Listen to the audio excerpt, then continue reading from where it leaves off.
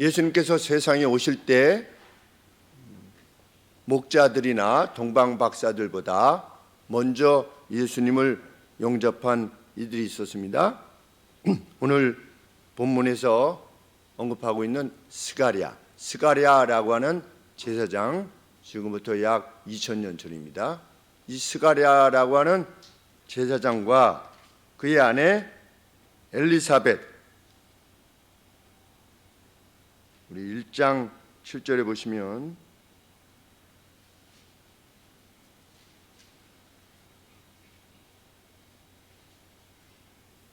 엘리사벳이라고 했는데 이 영어 표현으로 보면 엘리자베스입니다. 엘리자베스 여왕 할 때 엘리자베스. 그래서 제사장 스가랴와 그의 아내 엘리자베스가 먼저 주님을 영접합니다.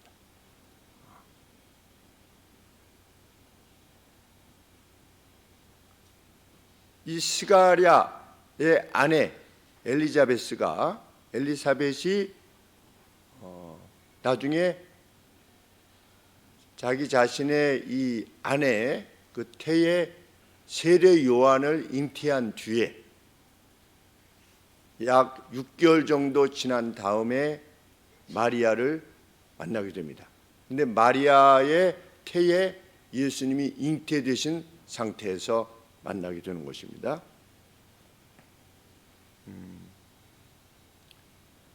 엘리자베스도 하나님을 찬양하고 둘이 만났을 때, 그리고 마리아도 하나님을 찬양하고, 그리고 엘리자베스의 남편이었던 제사장 스가랴도 세례 요한이 출산된 뒤에 하나님을 찬양합니다. 결국 이 부부와 마리아가 셋이 하나님을 찬양합니다. 그런데 그 찬양하는 내용이 아주 장엄합니다. 그런데 당시에 볼 때에는 믿음이 없는 사람들에게는 그것이 참으로 우스워 보였을 겁니다. 왜냐하면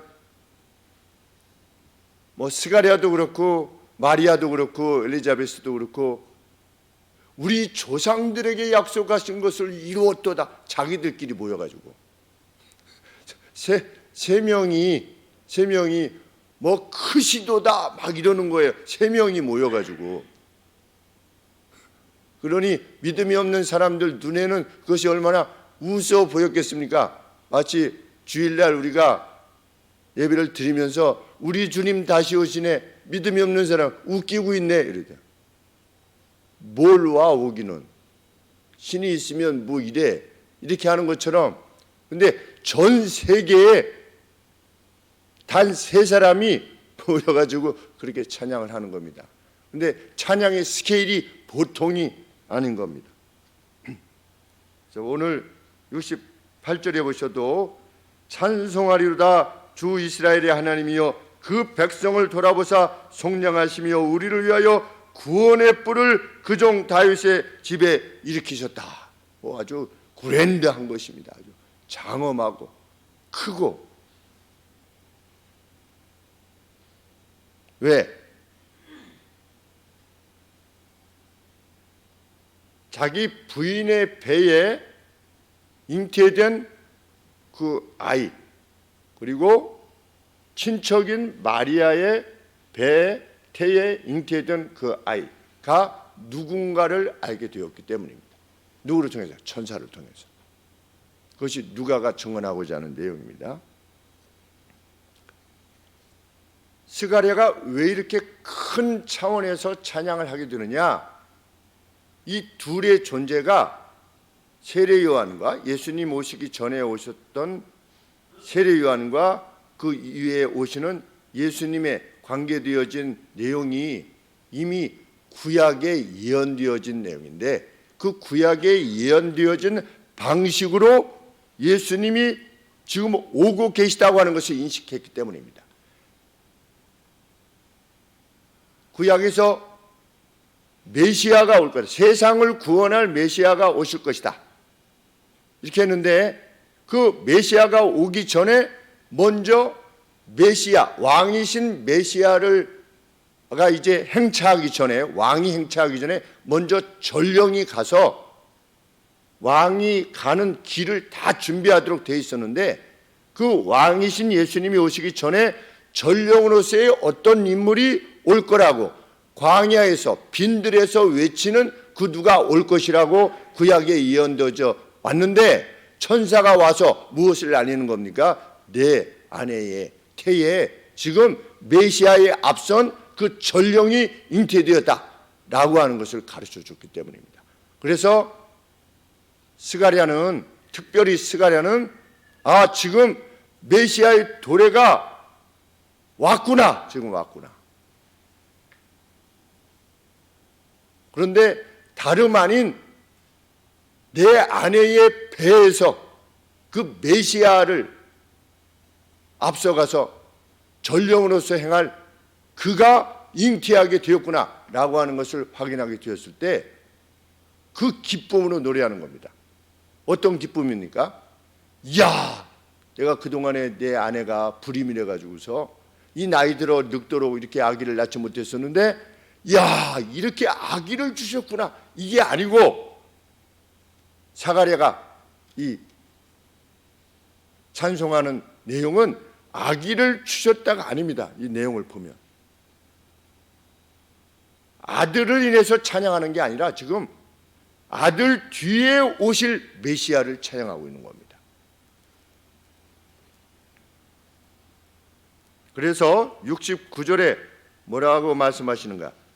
그분의 거룩한 언약, 하나님의 거룩하신 약속, 주께서 우리의 아비 아브라함에게 맹세하신 맹세를 기억하시기 위해서 2000년 전에 나의 조상 사가랴의 2000년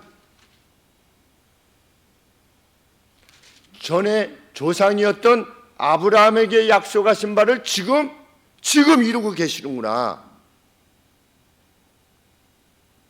라고 하는 기쁨으로 노래하고 있는 겁니다.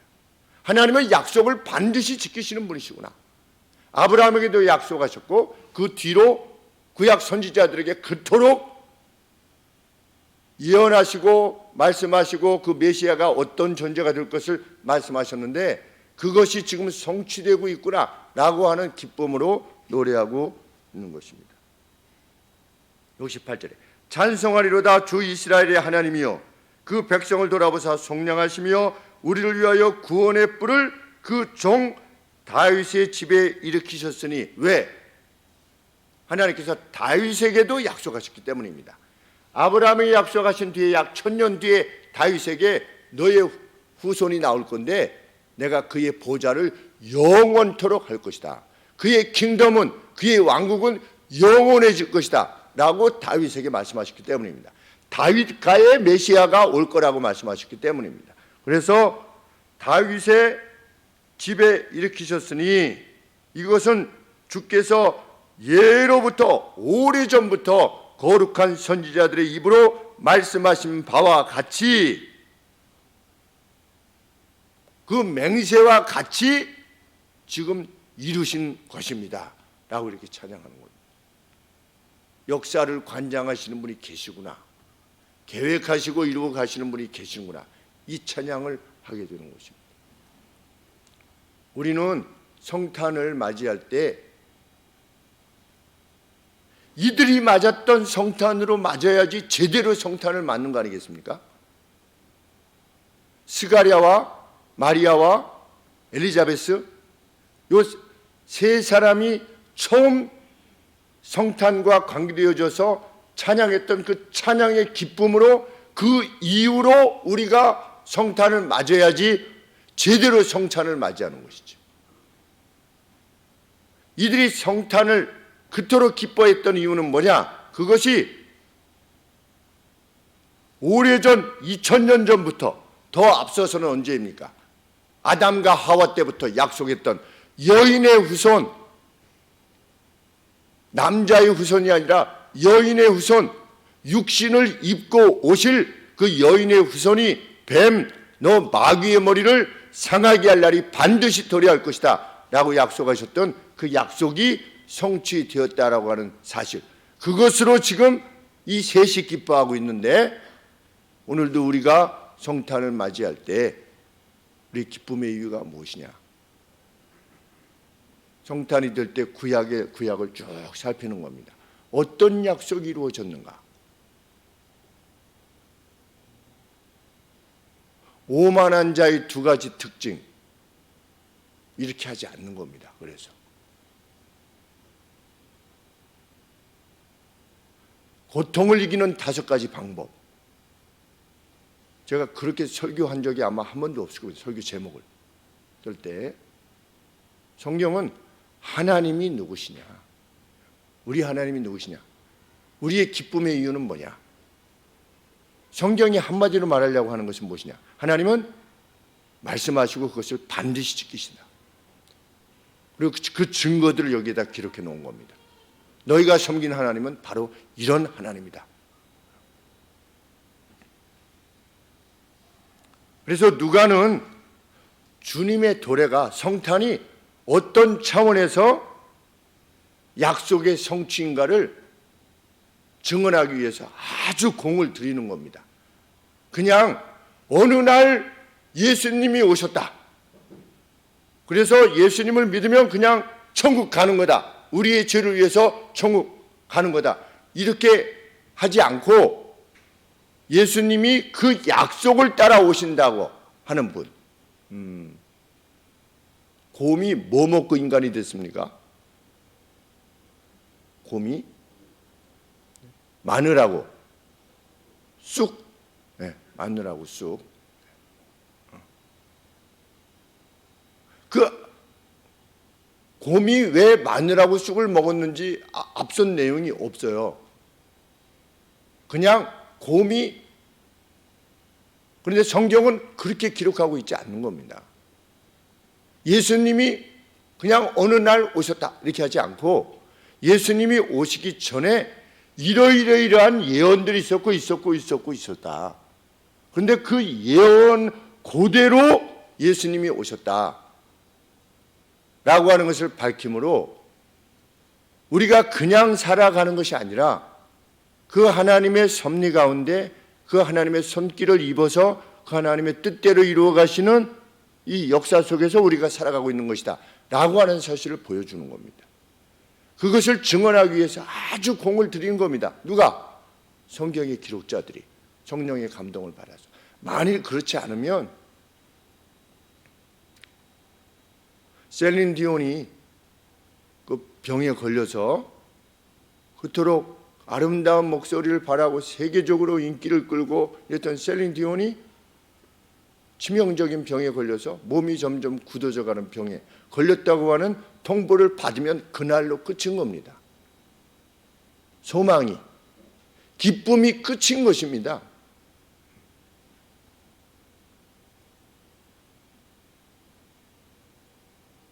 어제 유퀴즈라고 하는 그 프로그램에 우리 자녀들이 좋아하는데, 어떤 여성분이 나와가지고 그 여성분이 그 걸그룹들을 이렇게 다 이렇게 크게 만들었던 인물이래. 한 40 좀 중반 정도 되어 보이는데, 그런데 자기에 대해서 이렇게 쭉 얘기하다가 갑자기 울컥하는 거예요.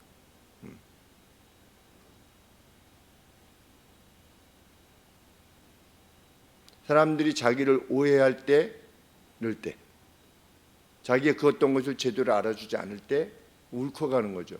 우리가 그 연예 엔터테인먼트 그 산업에 있어서는 그분의 위상이 아주 높은가 봐요. 높아도 여기가 만일 달하면 그냥 여기서 울고 여기서 웃고 그러다가 일생을 갑니다. 그런데 정말 이 존재에 대한 인식을 확인할 수 있게 되면, 누군가가 나를 뭐 이해해 주느냐 아니냐, 오해했느냐 마느냐, 이런 것들에 의해서 하나도 개의치 않고 살아가게 됩니다. 늘 말씀드리지만 그 대표적 인물이 요셉인 겁니다. 그 대표적 인물이 다니엘인 것이고, 그 대표적 인물이 다윗인 것이고, 그들은 오늘 우리와 동일한 소망을 가지고 살아갔던 겁니다. 하나님은 역사 가운데 말씀하시고 이루신다. 아브라함은 자기 후손 가운데 메시아가 올 것을 믿어 말씀하셨을 때 그것을 받아들인 겁니다. 이삭도 그것을 믿었고, 야곱도 믿었고, 요셉도 믿었습니다. 그래서 노예로 팔리던, 총리로 살던, 그것이 자신의 삶의 어떤 기쁨을 더 주고 덜 주고 이렇지 않았던 겁니다. 왜? 이후에 beyond, 이 땅을 넘어선 그 어떤 것이 있다고 하는 것을 확인했기 때문에. 다윗도 마찬가지고, 다윗 내 후손 가운데 영원한 보좌를 지닌 그 누가 나올 것이다 라고 했을 때 그것을 받아들인 겁니다.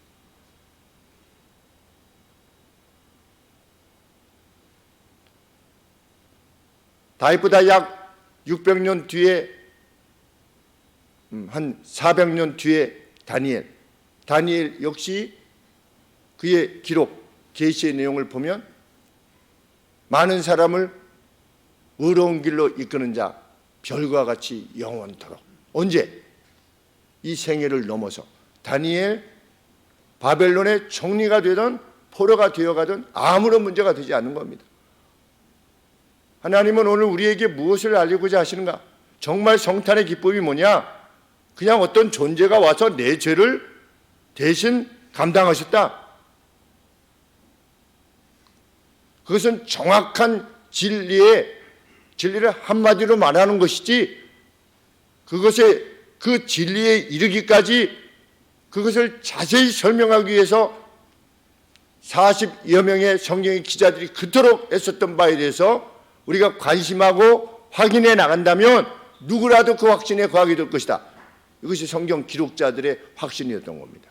그래서 오늘 1장 1절에도 우리 중에 이루어진 사실에 대하여, 이것이 내 개인의 말이 아니라는 겁니다. 처음부터 말씀의 목격자되고 일꾼된 자들의 전하여 준 그대로 내역을 저술하려고 붓을 든 사람이 많은지라. 이것은 이러이러해서 진리입니다 라고 하는 것을 기록하기 위해서 이 붓을 든 사람이 많은지라. 나도 그들 중에 한 사람이다. 왜 성탄이 왜 그렇게 의미가 있는 것이냐를 설명하고자 나도 붓을 들었다라고 지금 누가가 언급하고 있는 겁니다. 그 내용은 무엇이냐?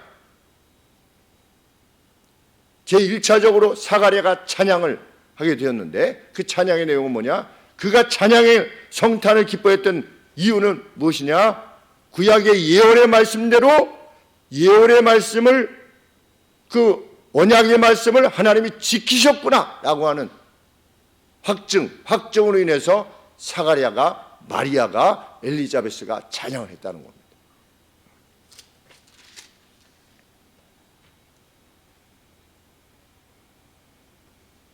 누가는 먼저 세례 요한에 관계된 기록을 제공합니다. 왜냐하면 구약에서 예수님이 오시기 전에 전령이 올 것이라고, 전령의 역할을 감당하는 이가 올 것이라고 예언했기 때문입니다. 그래서 사가랴가 성소에 들어갔습니다. 지성소 전에 이 성소에 들어가서 분향하기 위해서 들어갔는데, 지금부터 2000년 전 요세푸스라고 하는 이스라엘의 역사가에 의하면 당시의 제사장이 약 2만 명 정도 있었답니다. 전체적으로 이스라엘 전체 2만 명 정도가 있었는데, 2만 명 정도의 제사장을 24구역으로 나눠서 나누기 24라고 해가지고서 그 24구역에 해당되어지는 것이 이제 돌아가는 거죠.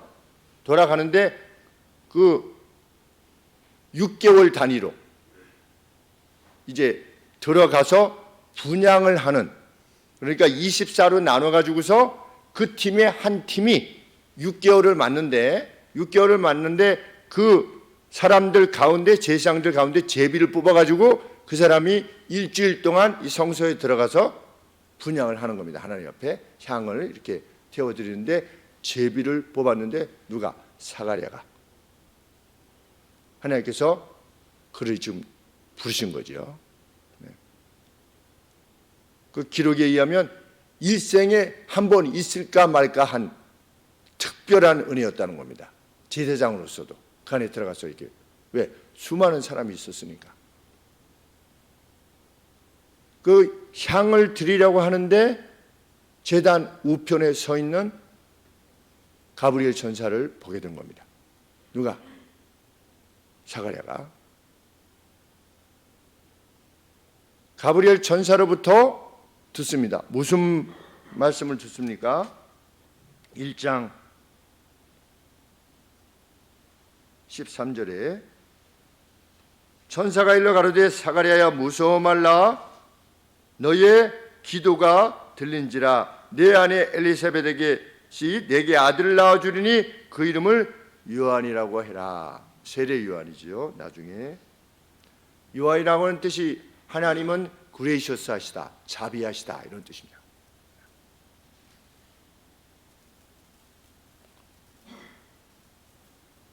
(14절에) 너도 기뻐하고 즐거워할 것이요 많은 사람도 그의 남을 기뻐하리니 왜냐하면 단지 아들 낳게 해주겠다 이것이 아니라 저가 주 앞에서 하나님 앞에서 큰 자가 되며 포도주나 소주를 마시지 아니하며 모태로부터 성령의 충만을 입어 이스라엘 자손을 주 곧 저희 하나님께로 많이 돌아오게 하겠기 때문이다. 내 아들이 이제 잉태되어서 많은 이스라엘 백성들로 하여금 회개하고 하나님께로 돌아오게 하는 역할을 감당하게 될 것이다. 누구의 역할입니까? 선지자들의 역할이지요.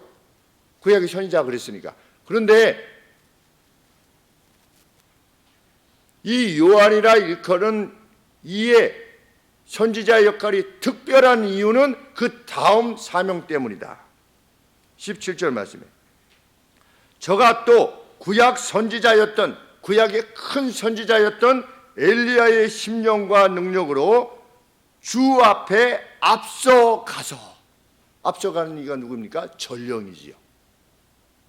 로드 앞에 주 대신 왕 앞에 먼저 앞서가서 아비의 마음을 자식에게 거스리는 자를 의인의 슬기에 돌아오게 하고 주를 위하여 세운 백성을 예비케 하리라. 이제 왕이 오실 텐데 준비해라 라고 하는 역할을 감당하게 될 것이다.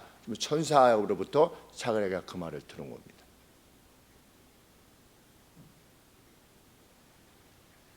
말라기 한번 보시겠습니다. 말라기 제일 마지막 장 4장 2절 말씀에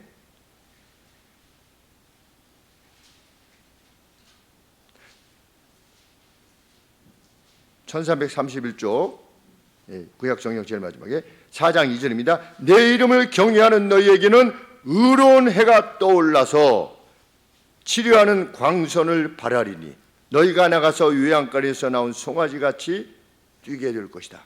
또 너희가 악인을 밟을 것이니 그들이 나의 정한 날에 너희 발바닥 밑에 재와 같으리라. 만군의 여호와의 말이니라. 5절 말씀에 보라 여호와의 크고 두려운 날이 이르기 전에 내가 선지 엘리야를 너희에게 보낼 것인데 그가 아비의 마음을 자녀에게로 돌이키게 하고 자녀들의 마음을 그들이 아비에게로 돌이키게 하리라. 의로운 해가 떠오르기 전에 빛이신 선라이즈라고 성경에 이렇게 번역되어 있는데 해가 돋는 겁니다. 의로운 해가 어디에? 어두움에 돋는. 그런데 그 돋는 해에 앞서서 누굴 보낼 거다? 엘리야를 보낼 것이다. 그 엘리야가 와서 무엇을 할 것이다?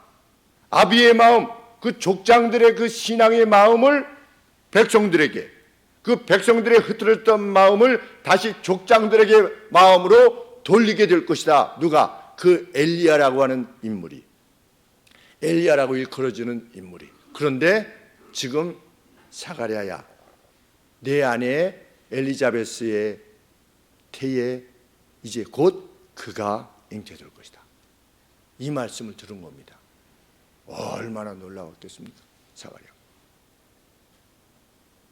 사가랴의 기쁨은 무엇입니까? 아들이 생긴 애가 아니라 그토록 오랫동안 기다렸던 그 오랜 2000년 동안을, 아브라함 때부터 2000년 동안을 기다렸던, 말이 2000년이지 우리 단기 뭐 이러지 않습니까?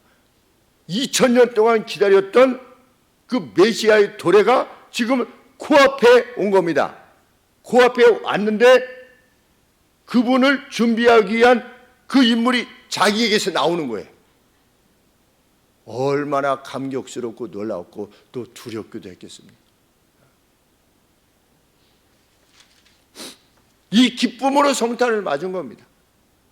누가? 사가랴가.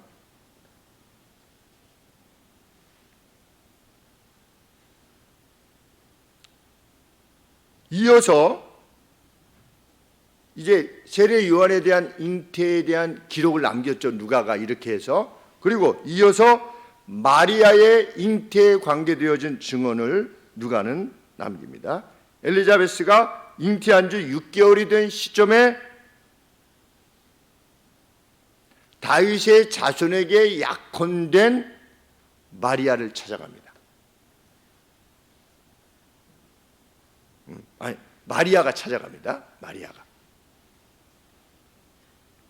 그런데 마리아는 가기 전에 가브리엘 천사의 방문을 마리아 역시 받게 됩니다. 천사가 마리아에게 전한 말이 무엇이냐? 31절에 보시면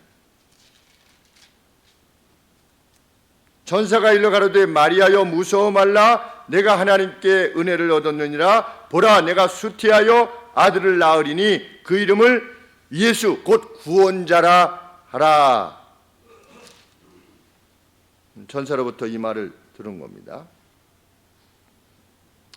그러면서 천사는 요한의 경우에도 그 요한이 이렇게 할 것이다 라고 말씀한 것처럼, 천사가 말한 것처럼 이 예수님에 대해서도 이렇게 밝히는 것입니다. 32절부터 저가 마리아야 너의 태에 잉태될 이가 큰 자가 되고 지극히 높으신 이의 아들이라 일컬을 것이요. 달리 말하면 신이라 일컬을 것이요. 주 하나님께서 그 종 다윗의 위를, 좀 전에 제가 뭐라고 말씀드렸습니까? 다윗에게 무엇이라고 약속하셨다고요? 네, 후손이 있는데 그 후손이 영원한 위, 영원한 보좌를 가지게 될 것이다. 그의 킹덤은, 그의 왕국은 영원할 것이다 라고 예수님 오시기 1000년 전에 약속하셨는데 다윗의 위를 네 뱃속에 있는 아기에게 줄 것이다. 영원히 야곱의 집에 왕노릇 하실 것이며 그 나라가 무궁하리라. 영원할 것이다. forever 영원할 것이다. 이 말을 듣는 것입니다. 사무엘 하 7장 12절의 예언의 말씀 그대로인 겁니다. 세례 요한에 관계된 말씀이 말라기서의 내용 그대로인 것처럼, 그리고 이사야서에서 광야에서 외치는 자 예언 그대로인 것처럼 예수님의 도래 역시 다윗에게 주신 예언 그대로, 아브라함에게 주신 예언 그대로라고 하는 것을 천사가 밝혔다는 것이죠. 메시아의 도래가 왜 처녀의 잉태를 통해서 도래해야만 하는가?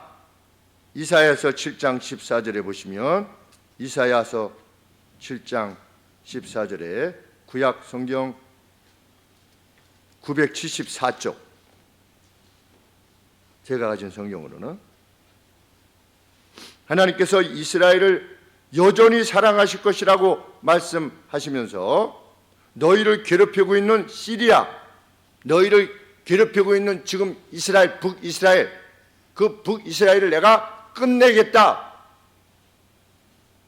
무엇이 오기 전에 14절에 보라 처녀가 잉태하여 아들을 낳을 것이요 그 이름을 임마누엘이라고 하리라.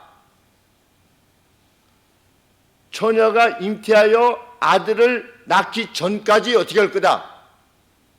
너희를 괴롭히는 아시리아, 너희를 괴롭히는 북이스라엘의 이 두 왕을 내가 반드시 이렇게 할 것이다 라고 말씀하실 때 무엇을 들어서 말씀하시는 거냐? 예수님의 도리를 들어서 말씀하시는 겁니다. 나는 이스라엘이라고 하는 너희 나라를 이토록 사랑하고 있다. 이들을 끝장낼 것이다.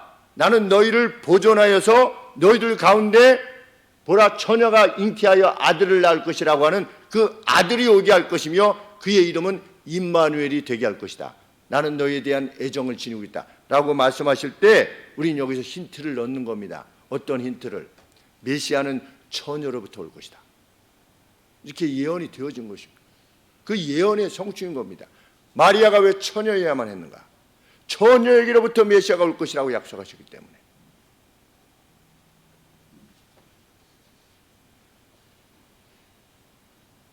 하나님께서는 하나님의 약속을, 이것이 신적인 약속이라고 하는 것, 신적인 능력에 의해서 되어진 것이라고 하는 것을 확인시켜 주시기 위해서 사가랴에게는 불임을 넘어서는 파격, 우리 아브라함도 불임을 넘어서는 파격을 통해서 이삭을 갖지 않았습니까? 그런데 마리아는 어떻습니까? 아버지의 부재라고 하는 파격, 신천지인가 어디선가 누가 그런다고 하지 않습니까? 아니 어떻게 아버지가 없이 아기를 낳을 수 있어? 이런다고 하지 않습니까? 성경은 주님의 도래가 신의 능력에 의한 것이라고 하는 것을 확인시켜 주시기 위해서, 그들을 돕기 위해서 어떻게 한 겁니까? 처녀가 잉태하여 아들을 낳게 했습니다. 아버지의 부재라고 하는 그 파격을 넘어선 겁니다. 라합은 무엇을 넘어선 겁니까? 라합이 메시아의 조상이지요. 라합은 창기였고 이방인이었습니다. 다말은 어떻습니까? 유다의 며느리입니다. 하나님께서는 그런 과정을 어떻게 했다는 겁니까? 다 사용하셨다는 겁니다.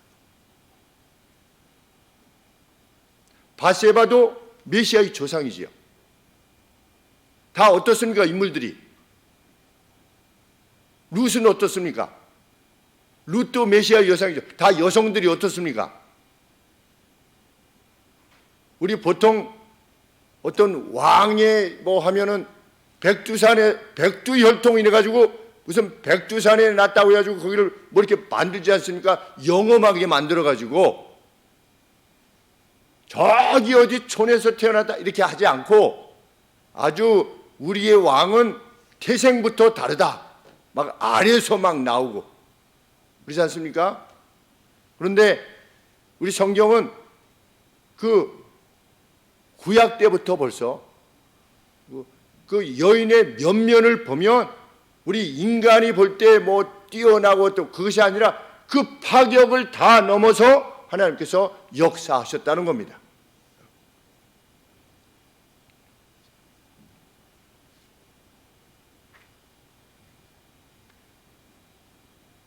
엘리자베스는 전령으로서의 엘리야를 잉태한 것이요, 마리아는 그 전령 이후 오실 다윗의 자손이요 처녀의 몸을 통해 오실 메시아라고 하는 것을 계시받은 겁니다. 그래서 둘이 만났을 때 어떻게 되는 겁니까?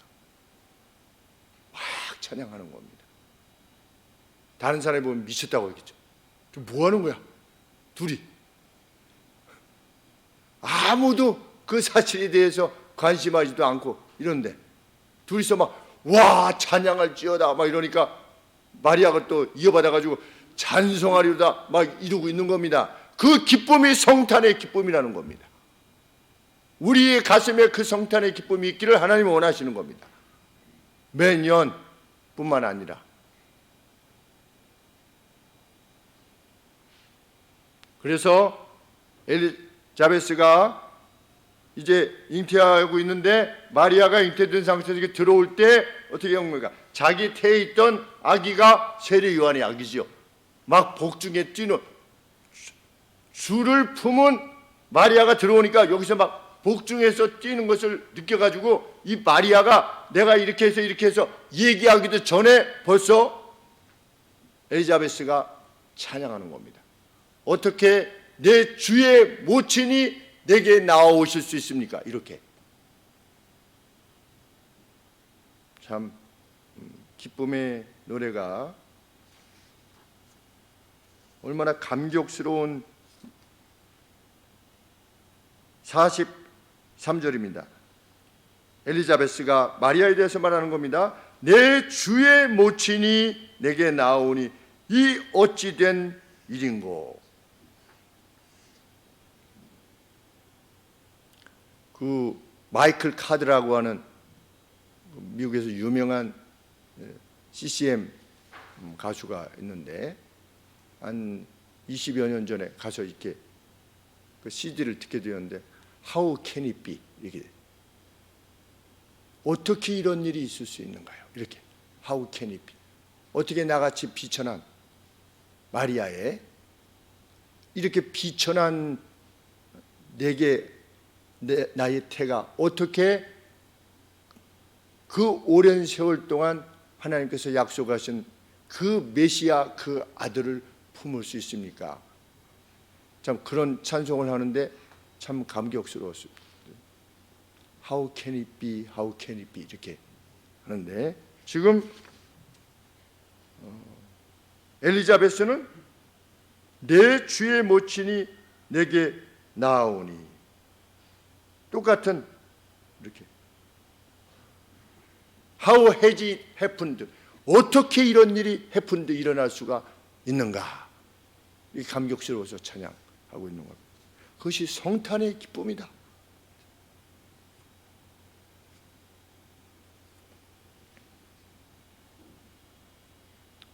마리아가 이어서 찬양합니다. 46절에 내 영혼이 여호와를 높입니다.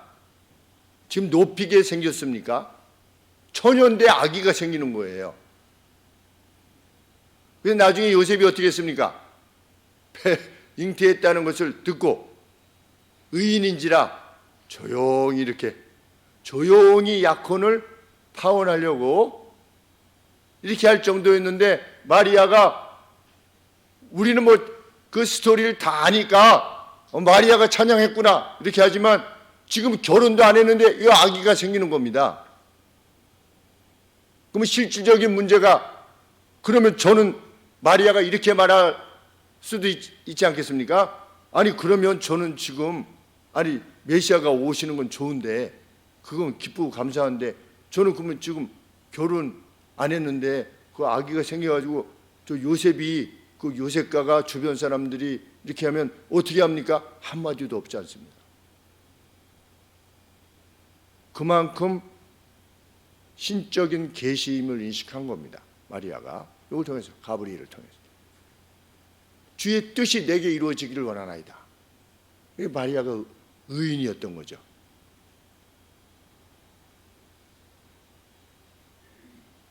누가는 이어서 이 둘의 찬양 이후에 총 1장에서 세 사람의 찬양을 기록하는데 사가랴의 찬양을 기록합니다.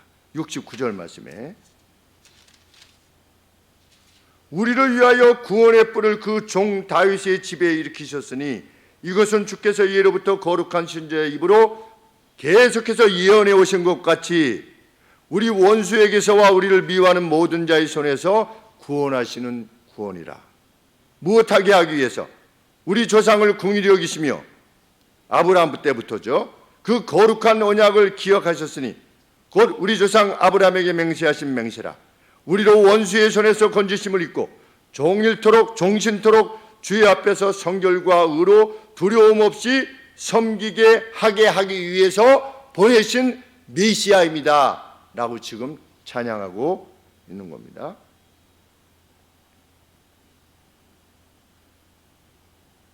신존재에 대한 증거가 되었음을 찬양하는 겁니다.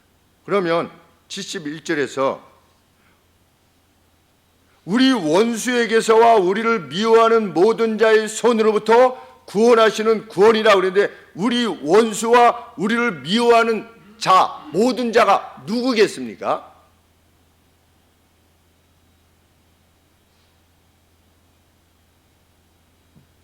메시아가 오신 이유가 뭐냐?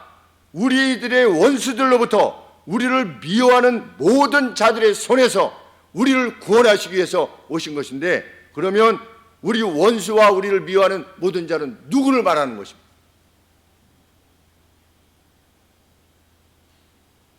우리 성경을 읽을 때 계속해서 살피며 읽게 됩니다. 도대체 누구를 말하는 거냐? 로마입니까? 어떻습니까? 로마입니까? 이스라엘 사람들은 당시에 어떻게 이해했습니까? 로마라고 이해했습니다. 예수님 뭐라고 말씀하셨습니까? 시저의 것은 시저에게 바쳐라. 세금을 바쳐라. 로마가 지금 이스라엘을 장악하고 있는데요, 바쳐라. 쉽게 말씀드리면 일본이 우리를 장악했을 때 일본에게 세금을 바쳐라 하신 것과 똑같은 겁니다. 하나님의 백성이 어떻게 로마에게 이걸 바칠 수 있습니까? 하나님의 것, 곧 하나님의 영광은 로마의 황제에게 신으로서의 영광은 돌릴 수 없지만 하나님의 것은 하나님에게 돌려야 되지만, 시저의 것, 세금은 내라 라고 말씀하시므로 그 원수가 로마가 아니라고 하는 것을 분명히 하셨습니다. 그러면 헤롯과 같은 자들이냐? 그것도 아닌 겁니다. 그럼 무엇입니까?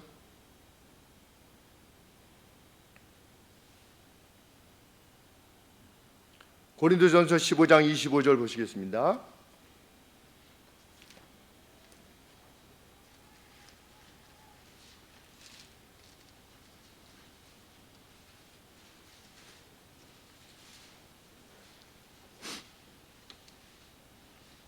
(25절) 말씀에 저가 모든 원수를 그 발 아래 둘 때까지 불갑을 왕노릇 할 것이니, 반드시 왕노릇 하실 것인데 맨 나중에 멸망받을 원수는 사망이니라.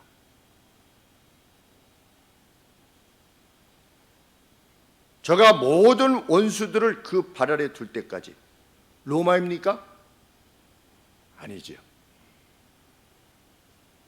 예수님이 모든 원수를 그분의 발 아래 둘 때까지 왕노릇, 필연적으로 왕노릇 하실 건데 맨 나중에 멸망받을 원수는 사망이니라. 그러면 여기서 지금 사가랴가 찬양하는 이 찬양에 있어서 우리 원수들과 우리를 미워하는 모든 자들은 누구입니까? 원수 마귀와 관계되어진 모든 존재들이죠. 하나님의 거룩한 백성들 이스라엘을 괴롭히는, 하나님께로 나아가고자 하고 하나님께 순종하고자 하는 모든 마음들을 막아서는, 그의 명령들을 막아서는 모든 악한 존재들, 스피리추얼 비잉들, 영적 존재들, 그런 존재들을 우리 주께서 어떻게 하실 것이다? 반드시 파하실 것이다.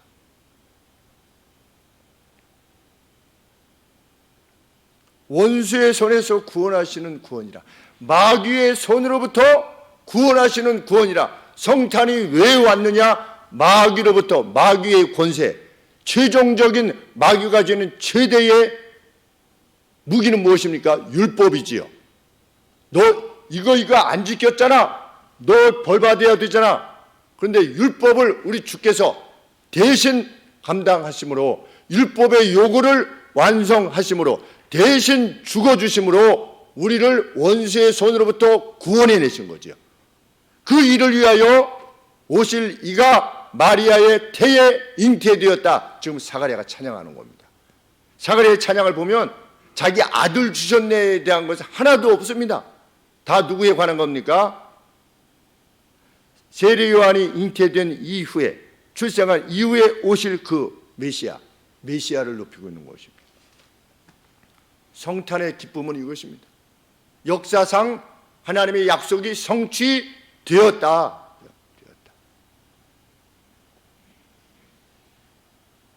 하나님은 무엇이든지 이루실 수 있으신 분이시다. 아버지의 부재라고 하는 부재를 넘어서는 그 파격도 이루시는 분이시다.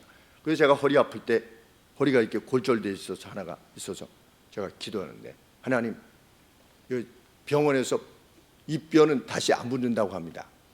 근데 하나님 붙여주시옵소서. 붙여주시면 제가 할렐루야 하겠습니다. 이렇게 기도해 왔었는데, 어제 제 아내하고 얘기하면서 이상하다, 요새 허리가 안 아프다. 가만히 생각해보니까 한 달 이상 허리가 안 아파. 제가 이제 서 있다가 여기 이제 강당 위에 움직일 때는 괜찮은데, 운동할 때도 괜찮은데, 서 있을 때는 다리가 점점 저려옵니다. 무슨 좌골신경통인지 뭐지. 그러니까 척추가 이렇게 돼 있으니까 하나가 부러져서 이렇게. 그래가지고 중간에 제가 헌금할 때 잠깐 앉았다가 일어나지 않습니까? 왜냐하면 그렇게 하면 풀리니까 마비가 와서 발끝이 이렇게. 그런데 그게 없어졌어요. 그래서 오늘 아침에도 하나님 고쳐주셨어요. 제가 이렇게 하나님한테 고쳐주셨나? 가서 엑스레이 한번 찍어봐야 되겠는데, 엑스레이 찍으면 15번째 할렐루야. 병원에서 안 부른다고 하니까 이거는 우리는 무엇도 기도할 수 있는 겁니다. 왜? 하나님은 이러신 분이여 오셨기에 확인된 허다한 증인들이 있었다. 허다한 증인. 우리 히브리서에 보면 구름과 같은 허다한 증인들이 있다.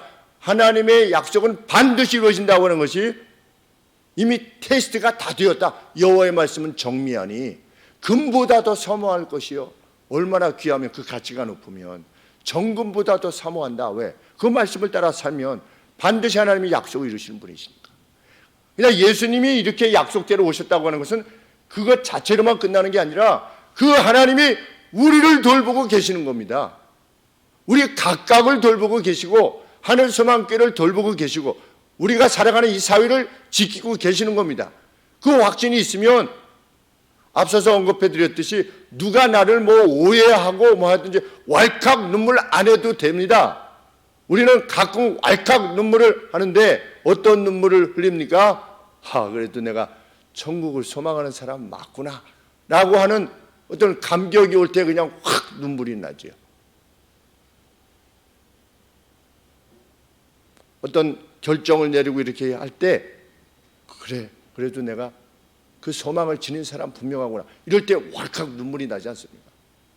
그런 눈물을 흘리지, 나를 오해, 참 쓸데없는 세상이다 뭐 이런다든지, 덧없는 세상이요, 성경이 그렇게 말씀한 적이 없어요. 이 사실이 왜 이렇게 중요하냐? 그 임마누엘, 그 이름을 임마누엘 하려, 우리와 함께 하신다. 임마가 위드입니다. 함께라고 하는 뜻입니다. 임마누, 우리들과 함께, 함께 하시는 하나님, 하나님이 우리와 함께 하신다. 그래서 임마누엘, God is with us.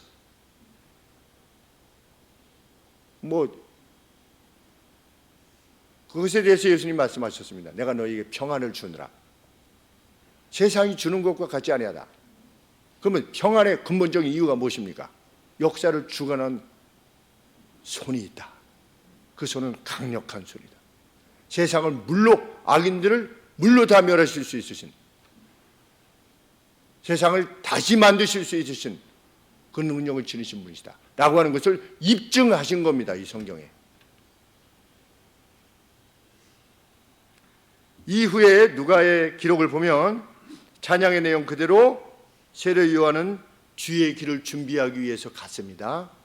그래서 회개하라, 천국에 가까이 왔다, 이렇게 외쳤을 때 많은 백성들이 회개해서 세례를 받고자 요단강으로 나왔죠. 아비의 마음을 그들에게 돌리고, 그들의 마음을 흐트러졌던 그들의 마음을 아비에게로 돌려서 그 다음에 왕이신 주님이 오셨을 때 그들이 회개한 심령으로 주님을 맞을 수 있도록. 그래서 보라, 세상 죄를 지고 가는 어린 양이로다 라고 세례 요한이 예수님에 대해서 백성들에게 소개한 겁니다. 당시 백성들에게는 세례 요한이 이거였거든요. 이거였는데 세례요한이 뭐라고 말하는 겁니까? 나는 그의 신들매 이 샌달에 이 끈을 묶기도 합당치 못할 만한 그분이시다. 누가? 예수님이. 인간적으로 보면 무엇인데? 그냥 친척인데, 자기가 먼저 몇 개월 먼저 나왔는데, 그래도 그 큰 세례요한이라고 하는 선지자로서 전령으로서 그 역할을 감당했다고 누가가 이 뒤에 계속해서 증언의 내용을 우리에게 주는 것입니다. 과연 74절 말씀대로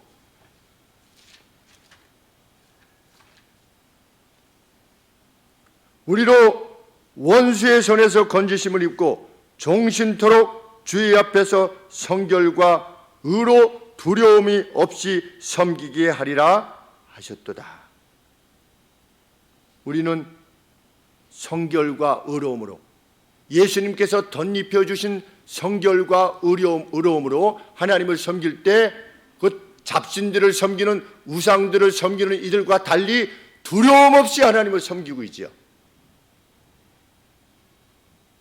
우리는 더 이상 종으로서 하나님을 섬기고 있는 것이 아니라 아버지로서, 하늘 아버지로서, 아버지로서, 아빠 하는 그 아버지로서 우리 하나님을 부르면서 우리가 신앙생활을 하는 것입니다.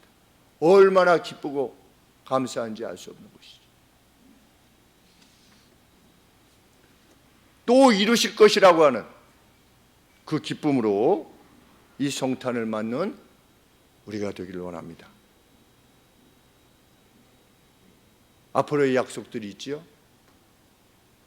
죽음 뒤에서뿐만 아니라 너희들이 내 약속을 따르고 나의 명령들을 지키고 준행하면 내가 너희들에게 이렇게 해야마 라고 하는 하나님의 약속들이 있습니다. 이게 될까?